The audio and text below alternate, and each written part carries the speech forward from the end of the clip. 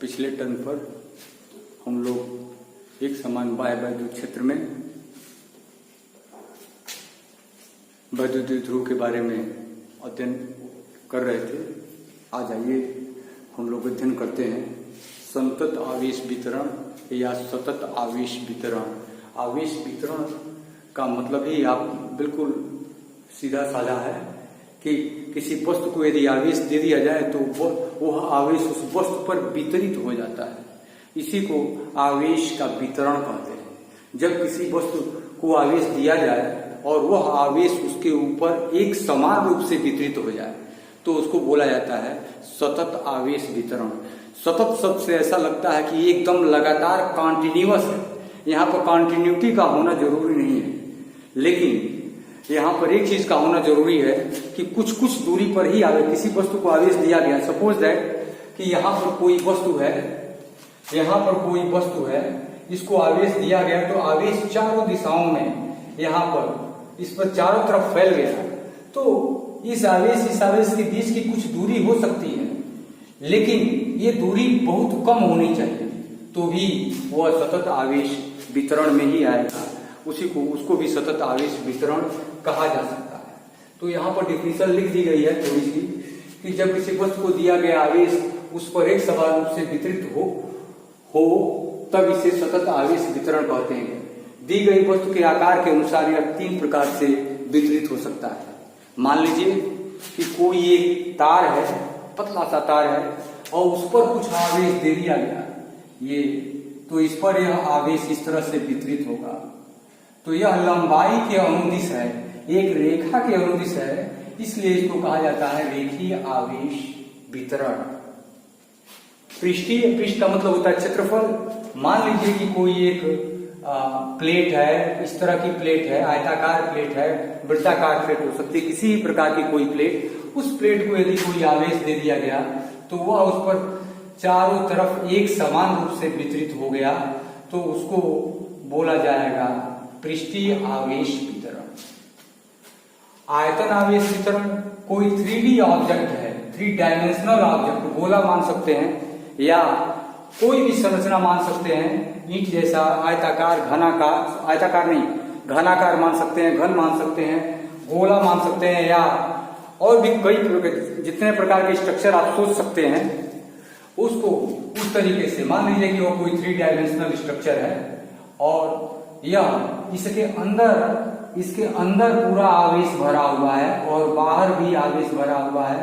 यह आवेश एक समान रूप से वितरित है, इसके अंदर और बाहर एक समान रूप से वितरित है, तो इसको बोला जाता है आयतन आवेश वितरण। तो 3 प्रकार के आवेशों का वितरण हुआ, रेखीय आवेश वितरण, पृष्ठीय आवेश वितरण और आयतन आवेश वितरण। आवेश के वितरण के अनुसार घनत्व भी होता है। एक होता है रेखीय आवेश घनत्व, एक शब्द आता है रेखीय आवेश घनत्व, लीनियर चार्ज डेंसिटी।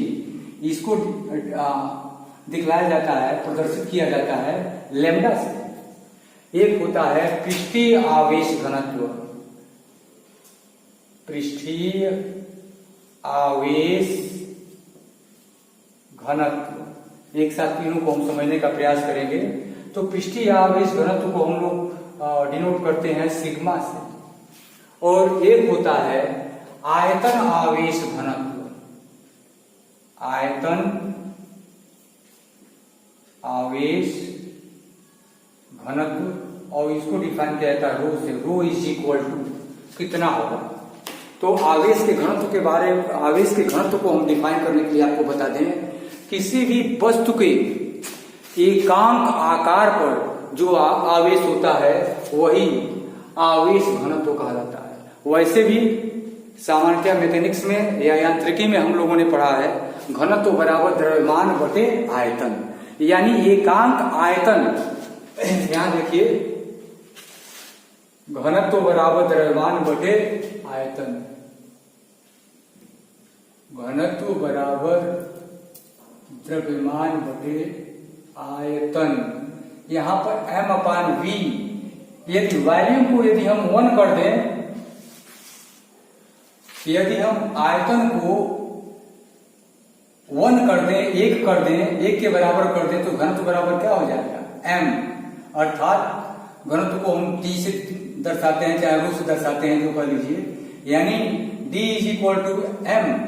एकांक आयतन के वस्तु का द्रव्यमान ही उसका क्या कहलाता है? घनत्व कहलाता है। तो यह तो हम लोग यांत्रिकी में इस तरह से पढ़ा करते थे। आयतन आवेश घनत्व के बारे में मान लीजिए कि इसका छोटा सा कोई आयतन है, 3 डायमेंशनल फिगर है, तो इसका कोई छोटा सा आयतन है dv और इसमें आवेश है dq। तो dv आयतन में dq आवेश है, तो यूनिट एकांक आयतन में कितना हो जाएगा? dq अपान dv। ये dq अपान dv आवेश आयतन आवेश घनत्व कहलाएगा। यहाँ पर dq अपान dv, यहाँ dq इसका मात्रक क्या होगा? इसकी यूनिट क्या होगी? dq की यूनिट होती है कूलाम। इसकी जो यूनिट है, यूनिट होगी कूलाम पर मीटर क्यूब, क्योंकि आयतन की यूनिट होती है मीटर क्यूब, और इसकी तो कूलाम पर मीटर क्यूब इसकी यूनिट हो जाएगी। यहाँ पर पृष्ठीय आवेश घनत्व सिग्मा, यह मान लीजिए पूरा का पूरा पृष्ठ S है। इस पूरे आयतन को आप V से दिखला सकते हैं। इस पर कोई एक छोटा सा पृष्ठ लीजिए और इसको मान लीजिए कि यह एरिया ds है, और ds एरिया में आवेश कितना है? dq है। तो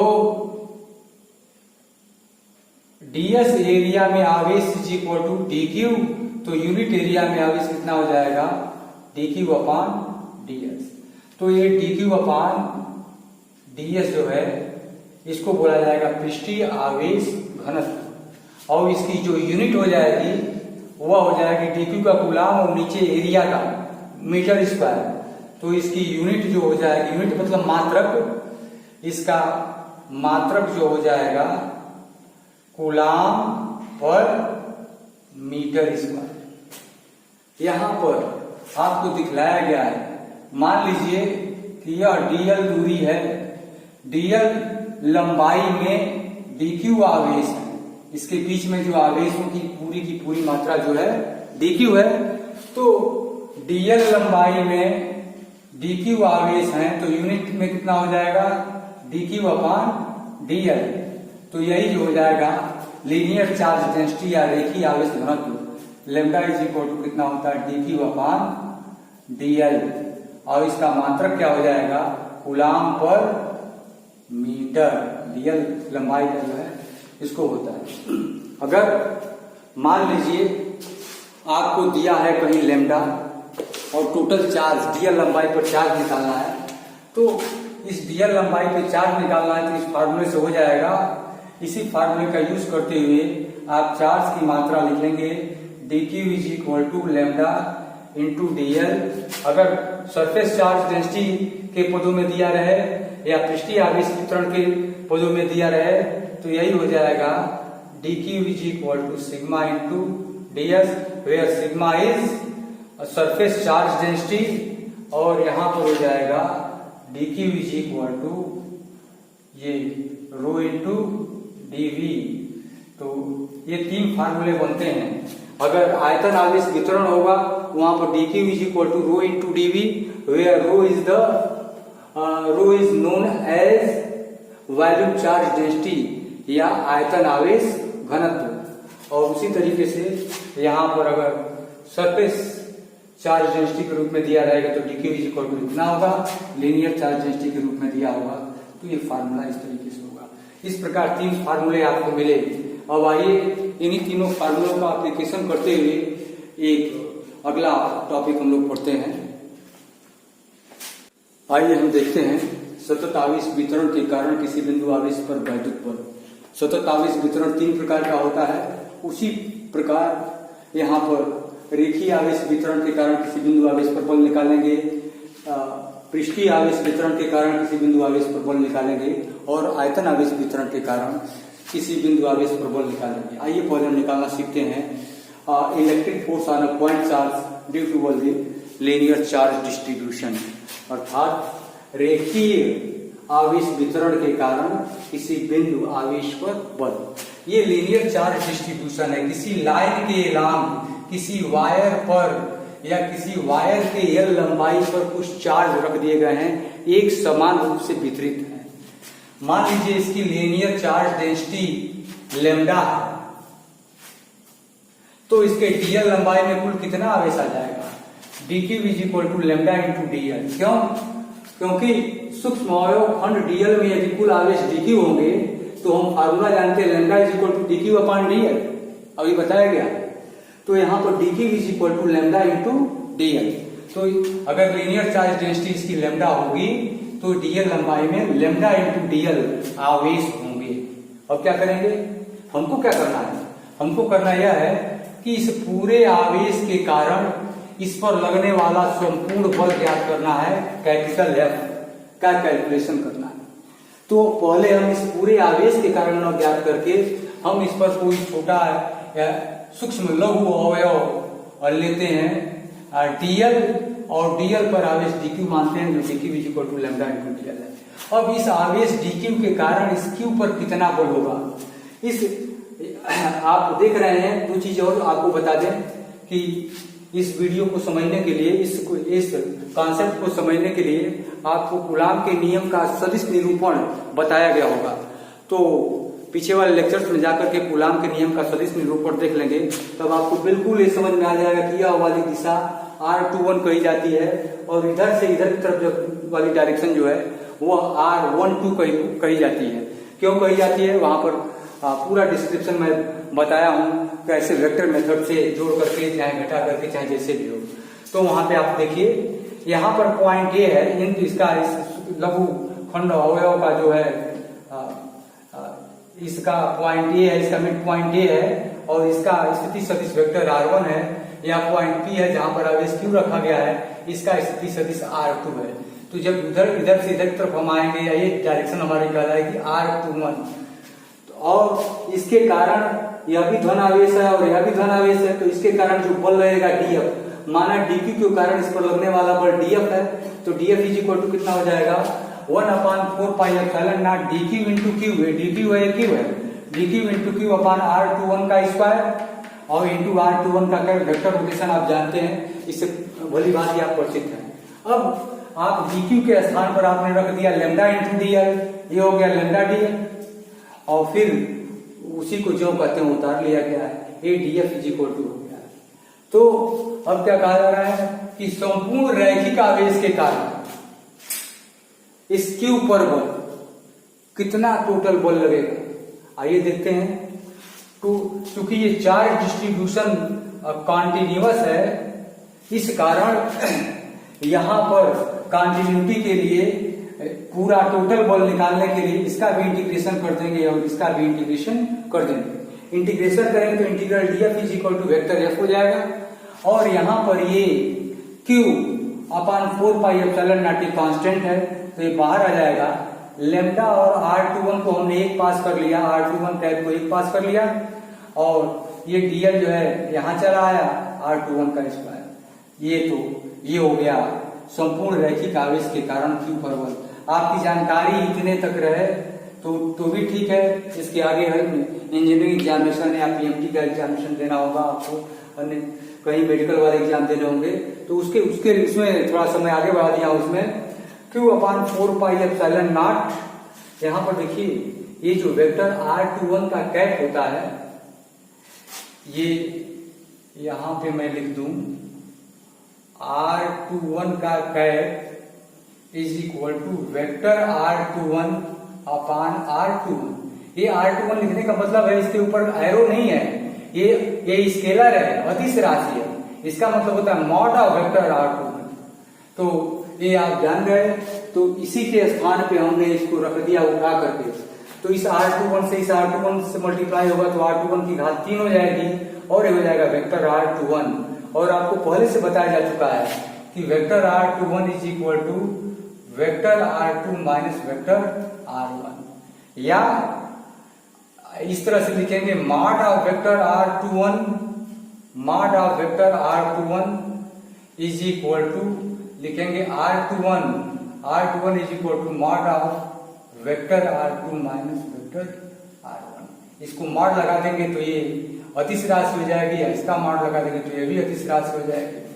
तो यहाँ पर R21 वेक्टर R21 के जगह vector R2 minus vector R1, और यह चूंकि स्केलर क्वांटिटी है इसलिए mod of R2 mod of vector R2 minus mod of vector R1 का क्यूब, इतना आप लिखते हैं। अब ये सेम सभी चीजें सेम रहेंगी। यहाँ पर जो हम लाइन एलिमेंट लिए हैं यहीं पे कोई एरिया एलिमेंट ले लेंगे या कोई वॉल्यूम एलिमेंट ले लेंगे, पूरा वॉल्यूम ले लेंगे। अभी मैं इसमें थोड़ा सा चेंज करता हूँ, और चेंज करके यहाँ पर रेखीय आवेश वितरण के कारण है तो यहाँ पर पृष्ठीय आवेश वितरण के कारण हो जाएगा, फिर यहाँ पर आयतन आवेश वितरण के कारण हो जाएगा, और इसको ज्यों कहते हैं समझा देता हूँ। हाँ, तो आइए अब हम देखते हैं पृष्ठीय आवेश वितरण के कारण किसी बिंदु आवेश पर वैद्युत बल। पहले यहाँ पर रेखीय था, हटा करके मैंने पृष्ठीय कर दिया। अब क्या होता है पृष्ठीय आवेश, यहीं पर एक लाइन एलिमेंट के जगह पर हमने कोई एक सरफेस एरिया मान लिया है एस। इस पर पूरे चार्ज डिस्ट्रीब्यूट हैं। इसी सरफेस एरिया के अंदर एक छोटा सा स्मॉल हमने सरफेस एरिया मान लिया है ds। और इसका जो है पृष्ठीय आवेश घनत्व सिग्मा है। तो इस पर कुल आवेश कितना हो जाएंगे, सिग्मा इंटू ds, क्योंकि आवेश घनत्व में पृष्ठीय आवेश घनत्व में इस क्षेत्रफल से गुणा करेंगे, इसके पृष्ठ से गुणा कर देंगे तो हमको इस पर टोटल चार्ज मिल जाएगा dq इज इक्वल टू, यहाँ पे लेमडा नहीं होगा, अभी पिछले वाला लिखा गया था इसलिए यहाँ पे हो गया था, यहाँ पर हो जाएगा यहाँ पर सिग्मा इंटू ds। क्यों, सूक्ष्म पृष्ठ अवयव ds पर कुल आवेश dq, अतः sigma is equal to, sigma की वैल्यू होती है आप जानते हैं dq अपॉन ds, तो dq is equal to sigma upon ds।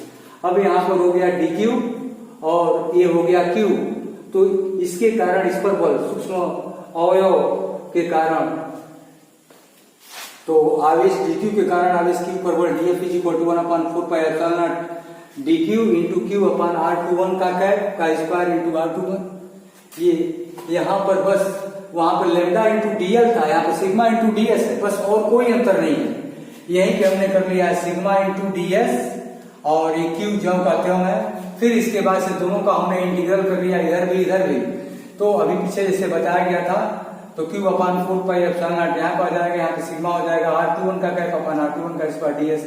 अभी जैसे पीछे मैंने एक्सप्लेन किया है कि R21 का कैप ये वेक्टर R21 हो जाएगा अपॉन ये R21 का कैप इक्वल टू इतना होता है। यहाँ पे मैंने कर दिया, तो ये नीचे घात 2 थी तो घात 3 हो गया है, इसको ऐसे भी लिखा जा सकता है, ये आप समझ चुके होंगे। अब आइए हम देखते हैं आयतन आवेश वितरण के कारण किसी बिंदु आवेश पर वैद्युत बल। आइए अब देखते हैं आयतन आवेश वितरण के कारण किसी बिंदु आवेश पर बल। आयतन आप लोग जानते हैं कि 3 डायमेंशन रहता है, लंबाई चौड़ाई ऊंचाई तीनों हो जाती है, इसलिए ये कोई आयतन है। इस पूरे आयतन को हमने मान लिया v, और ये इसके अंदर एक छोटे से आयतन की कल्पना कर लिया, अति सूक्ष्म आयतन अवयव dv की हम परिकल्पना करते हैं, और ये dv है, और इसका हम आयतन आवेश घनत्व को आप जानते हैं रो से डिनोट कर दिया जाता है। माना अति सूक्ष्म आयतन अवयव पर कुल आवेश dq है, तो dq इज इक्वल टू कितना हो जाएगा, dq is equal to rho into dv। क्यों, क्योंकि rho is equal to dq upon dv होता है, फार्मूला आपको अभी बताया गया है। तो यहाँ पर rho is equal to dq upon dv, तो dq is equal to rho into dv। फार्मूले का बस केवल हेरफेर है, यहीं पर lambda dl s sigma into ds होता था, रो इंटू dv यहाँ पे हो गया, वो पहले वाले दोनों केसेस के कारण। यहाँ पर आयतन के कारण रो इंटू dv हो जाएगा, dq is equal to rho into dv। dq के कारण आवेश q पर बल, इसके कारण फार्मूला वही dF is equal to 1/4 pi epsilon naught dq into q upon R21 का स्क्वायर। dq है, q है, और R21 कैसे हुआ बताया गया है आपको पहले ही। तो यहाँ पे हो गया dF is equal to 1/4 pi epsilon naught, यहाँ पे dq की वैल्यू रो इंटू dv हमने रख दिया, q रख दिया, R21 का स्क्वायर इंटू R21 का कैप। अतः संपूर्ण आयतन आवेश के कारण q पर बल ये ज्यों का त्यों रहेगा, यहाँ पर इंटीग्रल रहेगा, तो यहाँ पर भी इंटीग्रल रहेगा, तो ये इसका इंटीग्रल वेक्टर f हो जाता है, और यहाँ पे q upon 4 pi epsilon not common ले लिया, यहाँ पे रो R21 का कैप अपॉन R21 का स्क्वायर, और ये dv है, तो यहाँ पे हो जाएगा ये dv। देखिए हमको इरेज करने में गलती हो गई थी, ये भी डीवी हो जाएगा और ये भी क्या हो जाएगा, डीवी हो जाएगा। तो यहाँ पे रो R21 का कैप अपॉन R21 का स्क्वायर इंटू डीवी। अभी मैंने बताया R21 कैप को मैं कैसे लिख सकता हूँ वैसे, तो इस चीज को उठा करके इसके जगह पे जब रखा जाएगा तो ये R21 का इसमें आकर के मल्टीप्लाई हो गया तो घात 3 हो जाएगी, R21 हो जाएगा। R21 को आप ऐसे लिख सकते हैं और नीचे वाले R21 को ऐसे लिख सकते हैं। इस प्रकार से ये सतत आवेश वितरण के कारण किसी बिंदु आवेश पर बल तीनों तरीके से आपने देख लिया। अब हम अगले लेक्चर में शुरू करेंगे गॉस लॉ, गॉस का नियम, स्थिर वैद्युतिकी के लिए गॉस का नियम। इसको कंप्लीट खूब अच्छी तरीके से पढ़े रहिए और गॉस का नियम भी पहले से पढ़ के तैयार रहिए, ताकि वहां पे जो मैं बताऊं तो वो उसकी प्रत्येक चीजें आपको समझ में आ सके। आज इतना है।